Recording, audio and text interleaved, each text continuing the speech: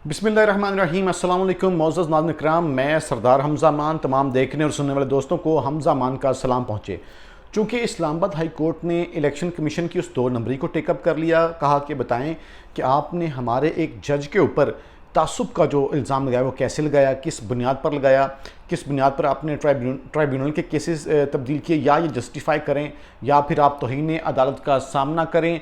और इसके अलावा आपको आगे चल के मैंने बताना है कि इमरान खान साहब ने आज जेल में बहुत दबंग गुफ्तगू की है, बहुत धुआंधार धमाकेदार गुफ्तगू की है, बहुत बड़े बड़े जो हैं अफसरान को झंझोड़ के रख दिया, ताकतवरों को भी मुखातब किया है। उस पर आपको डिटेल से बताना है और उससे आगे चल के आपको बताना है कि जो अच्छी खबर है, आपको मुबारक हो कि इमरान रियाज खान साहब को हज पर जाने की इजाज़त मिल गई। तो हम क्विकली इस व्लॉग में सारी चीज़ों का अहाता करते, खबरें आज बहुत ज़्यादा हैं।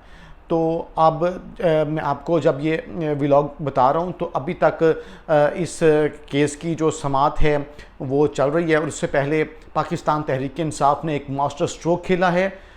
और ये चूँकि इस वक्त मामला अदालत के सामने नहीं था कि जो इन्होंने 7 जून को ट्राइब्यूनल बनाया है या जो ट्राइब्यूनल से केसेस आए हैं उसको चैलेंज नहीं किया गया, बल्कि उस कानून को जो सदारती ऑर्डिनेंस है उसके ऊपर आज समाअत हुई थी, जिसके बाद तहरीक इंसाफ को ये रियलाइज़ हुआ कि ऐसे नहीं हो सकता कि आप उस मामले को लटकाए रखें और अदालत के सामने वो चीज़ ना हो।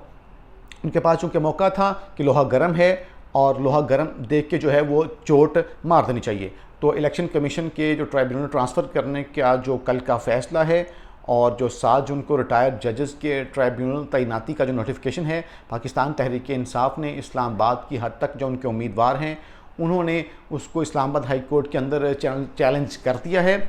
और उन्होंने उसमें कहा है कि इलेक्शन कमीशन का कल का जो फ़ैसला है वो जो है उसको उन्होंने चैलेंज कर दिया है। और इसमें बड़ी एक ज़बरदस्त किस्म की जो माहौल है वो पैदा हो चुका है। जो ट्राइब्यूनल बनाया है उस ट्राइब्यूनल को भी मैं आपको बताऊं इस्लामाबाद हाई कोर्ट ने रोक दिया है और बहुत ज़्यादा इजहार बरहमी किया है इस्लामाबाद हाई कोर्ट के चीफ जस्टिस उमर फ़ारूक साहब ने। उन्होंने कहा कि देखें जी 30 जो उमर अयूब साहब ने कहा 30 जून को जो हाई कोर्ट में दरख्वास्त दी गई थी उसमें इलेक्शन कमीशन फरीक था, पार्टी था, और अपने ही केस का खुद ही जज बन गया इलेक्शन कमीशन। तो इसलिए इनका जो 10 जून का फ़ैसला और 7 जून की तैनाती जो है वो गैर कानूनी है, इसको मुअत्तल की जाए। ये बात आपको पहले मैं कह चुका हूँ कि इसका मतलब ये है कि आइंदा अगर मेरे ख़िलाफ़ हमज़ा के ख़िलाफ़ कोई केस हो और मेरे में इख्तियार भी हो, मेरे पास इख्तियार हो कि मैं जो है तफ्तीशी अफसर अपने को तब्दील कर लूँ, तो वो तफ्तीशी अफसर चाहे मेरिट पे काम कर रहा हो जिससे मेरे केस पे फ़र्क पड़ता हो, तो मैं तो वो तफ्तीशी चेंज कर दूँगा। तो वो अंग्रेज़ी में एक टर्म भी है कि नो वन कैन बी जज इन हिज ऑन केस, यानी कोई भी बंदा अपने केस में खुद से अपना जज नहीं लगा सकता या नहीं बन सकता। कोई शख्स अपने केस में जज नहीं हो सकता। इलेक्शन कमीशन की चूँकि ये चीज़ इशू है तो उसमें आप कैसे खुद फ्रीक हो सकते हैं, ये बहुत अहम मामला है। अंधा बांटे रेवड़ियाँ मुड़ मुड़ के अपनों को, ये इलेक्शन कमीशन वाले ये कर रहे हैं, पागल बना रहे हैं सबको, ऐसे नहीं हो सकता। यानी आपको याद होगा कि जब यहाँ पे मामला आया था लाहौर हाई कोर्ट में ट्रिब्यूनल के जजेस वाला, तो वहाँ पे बताया गया था कि इलेक्शन कमीशन ये तय नहीं करेगा कौन सा केस कहाँ पे लगना है। उन्होंने कहा कि जनाब आपने ये डिसीजन नहीं करना कि ये जो फ़ैसला है वो कौन करेगा कौन नहीं करेगा। तो इस पर जो तशरीह है चौधरी फवाद हुसैन ने की, उन्होंने कहा कि इस्लामाबाद हाई कोर्ट आज अगर इलेक्शन कमीशन के मामलात का नोटिस ना लेती तो बतौर इदारा इनका high court, Islamabad high court का वजूद ख़तरे में पड़ जाता। हाई कोर्ट के जज को एक इंतज़ामी इदारे ने ऐसे तब्दील किया तो उसके बाद हाई कोर्ट तो ख़त्म हो गई। यही मामला अगर हाई कोर्ट का चूँकि है तो वहाँ पर भी अगर आज तौहीन अदालत का भी हुक्म आ गया है हाई कोर्ट से, उन्होंने इलेक्शन कमीशन पर तौहीन अदालत लगा दी है। उनका क्या इलेक्शन कमीशन जो है वो हाई कोर्ट से ऊपर की बॉडी है? क्या अब ये तस्वर किया जाए कि जो इलेक्शन कमीशन है वो रेगुलेट करेगा हाई कोर्ट को, वो डिक्टेट करेगा? तो इसका मतलब है कि आइंदा जब धांधली का इल्ज़ाम इलेक्शन कमीशन पर हो तो इलेक्शन कमीशन ही हो तय करेगा इसका फ़ैसला कौन करेगा। यानी मेरे ऊपर कोई इल्ज़ाम हो कि अगर मैंने चोरी किया, 2 नंबर की है, तो आइंदा मैं खुद ही तय किया करूँगा कि मेरा केस कौन लड़ेगा, मैं अपनी मर्ज़ी का जज लगाऊंगा, ऐसे नहीं होता। तो ये बात बुनियादी तौर पर हो नहीं सकती। और ये सिकंदर सुल्तान राजा साहब जो कर रहे हैं ये इस तरह से चलता हुआ दिखाई नहीं दे रहा। और इस हवाले से इमरान खान साहब ने भी खुलकर बात की है, और मैं जो इमरान खान साहब ने इस सारे मामले पर जो बात की है वो आपके सामने बड़ी डिटेल के साथ रखता हूँ, अभी रखता हूँ। आज इद्दत में केस की जो समाअत है वो भी अदालत के अंदर थी, चूँकि पाकिस्तान तहरीक इंसाफ ने इस हवाले से जो एहतसाब अदालत के जज हैं उन पर एतराज़ात आयद किए थे और अब वो एतराज़ात उन्होंने वापस ले लिए हैं और इस्लामाबाद हाई कोर्ट ने जो जज की तैनाती का नोटिफिकेशन है वो जारी कर दिया है और अब ज़ाहिर है कि जो वज़ारत कानून का जो नोटिफिकेशन है वो फारिग हो गया। तो अदालत ने समाअत जो है वो इसी महीने की 14 जून तक मुंतकिल कर दी है। अडयाला जेल में चूँकि समाअत थी तो अडयाला जेल में इमरान खान ने सहाफ़ियों से गुफ्तगू की है। एक तो क्रिकेट मैच के साथ जो मोहसिन नकवी वाला मामला है, आप सब जानते हैं मोहसिन नकवी कह रहे हैं कि मैं देखूंगा। भाई मोहसिन नकवी को क्रिकेट की अलिफ बे का नहीं पता, उसको तो लगाया जाना ही जुल्म है, मेरिट के खिलाफ है। मोहसिन नकवी को चेयरमैन पीसीबी लगा दिया, क्रिकेट बोर्ड का चेयरमैन लगा दिया। अगर किसी इस मुल्क के बड़े शख्स को मोहसिन नकवी पसंद है, उसको अपने साथ नायब लगा ले, उसके अपने साथ डिप्टी लगा ले, उसको नायब वज़ीर-ए-आज़म लगा लो, अपने किसी महकमे की दे लो सरबराही। ये इस तरह के तोहफे हीरे आपने पाकिस्तान कौम पे क्यों मुसल्लत करते हैं, जज्बात से क्यों खेलते हैं आवाम की। तो अवाम ने कहा हाँ जी ये सर्जरी होनी चाहिए, लेकिन ये सर्जरी टीम से ज़्यादा मोहसिन नकवी की होनी चाहिए। इमरान खान साहब ने कहा है, इमरान खान साहब ने कहा कि सबसे पहले मोहसिन नकवी की सर्जरी होनी चाहिए कि बतौर निगरान वो चूँकि इलेक्शन करवाने में नाकाम रहा। फिर खान साहब ने कहा देखिए हमारे फ़ौजी जवान बॉर्डर्स पे शहीद हो रहे हैं, तो इस्लामाबाद में पाकिस्तान में जराइम की शरह बढ़ी, ये मोहसिन नकवी अमेरिका में किस चक्कर में प्रोटोकॉल लेके फिर रहे हैं, रूटर बज रहे हैं, इसकी गाड़ियों पे ऐसे बत्तियां चल रही हैं पुलिस की, उनमें फिर रहे बड़े बड़े लैंड क्रूजर प्राडोज पे। आपका क्या काम है उधर अमेरिका में? आप वज़ीर ख़ारजा हो, आप वज़ीर आज़म हो, आप उधर अमेरिका में याशियाँ अल्लाह तआला कर गरीब अवाम के टैक्स के पैसों की। इस्लामाबाद में डकैतियाँ हो रही हैं, लाहौर में डकैतियाँ हो रही हैं। मोहसिन नकवी खुद खान साहब ने कहा सबसे बड़ा सिफारशी है। खान साहब ने कहा, इमरान खान साहब ने कहा इसको ये खुद सबसे बड़ा सिफारशी है, इसको निकालना चाहिए। फिर इमरान खान साहब ने इलेक्शन के हवाले से कहा कि देखिए चीफ इलेक्शन कमिश्नर ने धांधली कराई और फिर उसी के पास जाने को कहा जा रहा है। सुभान अल्लाह सुभान अल्लाह। फिर आप जब देखिए जब आप धांधली करवाई जाती है अदालतों के पास जाते हैं, अगर आप इलेक्शन कमीशन के पास जाएंगे फिर वो इलेक्शन कमीशन अपनी मर्जी के ट्रिब्यूनल के रिश्वतखोर जजेस लगाएगा, फिर तो आप धांधली को जस्टिफाई कर रहे हैं। उनका मीडिया को कंट्रोल करने का बंद करने का मकसद है झूठ को छुपाया जाए। उनको जो पार्टी मैदान में नहीं थी उसको जितवा दिया। खान साहब ने कहा इलेक्शन का पोस्टमार्टम होना चाहिए, अगर इस्लामाबाद के 4 हल्के खुल गए तो सारा इलेक्शन एक्सपोज हो जाएगा।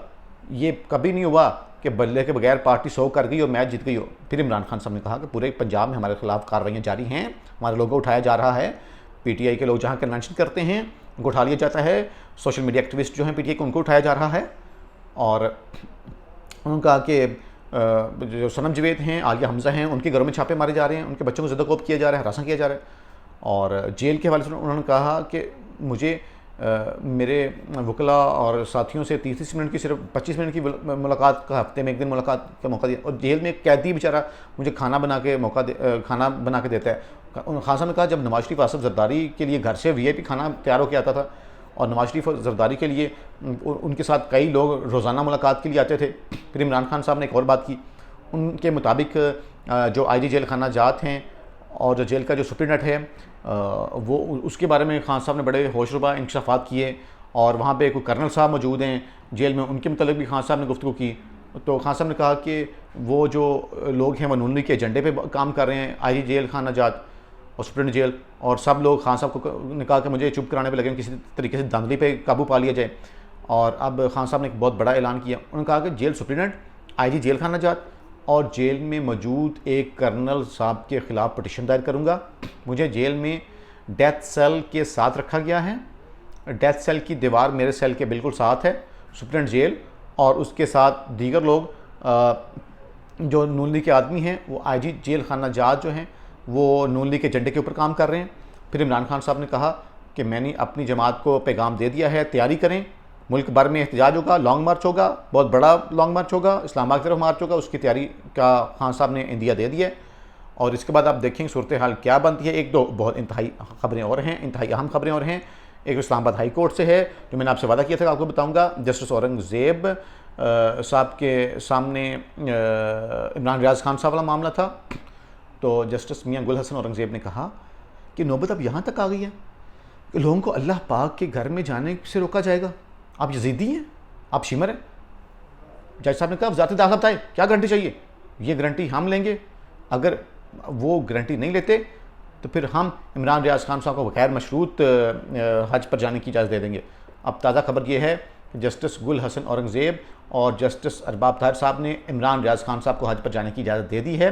और अगली समात जो है 6 जुलाई को होगी और इमरान राज को कहा गया है कि वो 8 जुलाई को आके अदालत में पेश हों।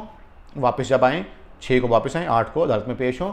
एक तरफ आप हज पर जाने की इजाज़त नहीं दे रहे थे और दूसरी तरफ खावर मानका जो है वो आया है उधर इस्लामाबाद में अदालत में। 40 पुलिस एहलकार इस्लामाबाद पुलिस के उसको सिक्योरिटी दे रहे थे, उसको आप बड़ी सिक्योरिटी दे रहे हैं। ख्वाजा सलाम को आप पकड़ नहीं सके और खावर मानका को आप किस बेस पे इतनी सिक्योरिटी दे रहे थे?